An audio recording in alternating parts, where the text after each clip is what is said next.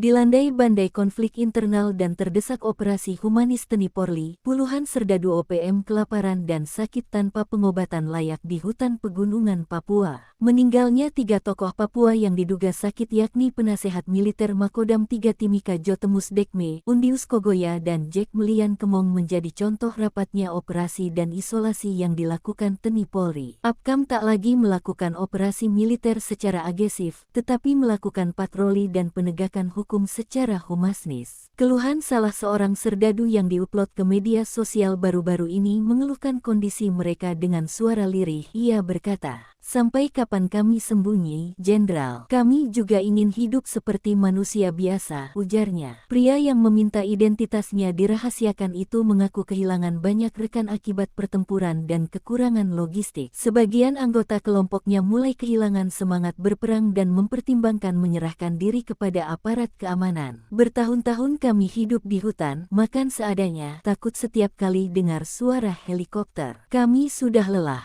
tidak ada makanan, tidak ada obat, banyak yang sakit, banyak yang ingin pulang dan banyak yang saling bunuh di hutan. Teman sendiri bisa jadi musuh karena lapar dan curiga," ujarnya. Sejauh ini, pemerintah daerah dan tokoh gereja disebut sedang berupaya membuka jalur komunikasi untuk mendorong penyelesaian damai. Sementara itu sebelumnya, Jamari Caniago, Menteri Koordinator Bidang Politik dan Keamanan TNI Polri memperkuat sinergitas guna menjaga keamanan dan stabilitas di wilayah Papua. Menurutnya kehadiran negara yang dirasakan masyarakat Papua harus diwujudkan melalui 3 pilar utama: keamanan yang stabil, pelayanan publik berkualitas, dan kesempatan yang adil untuk maju. Ia menegaskan bahwa TNI dan Polri adalah ujung tombak negara dalam menciptakan situasi kondusif di Papua. Tanpa komitmen dan kerjasama yang kuat antara kedua institusi ini, upaya menjaga keamanan di kawasan konflik akan makin sulit. Jamari juga mendorong agar pendekatan yang dilakukan bersifat humanis, yakni tidak hanya mengedepankan kekuatan militer atau penegakan hukum saja, tetapi juga membangun kepercayaan melalui pembinaan masyarakat lokal.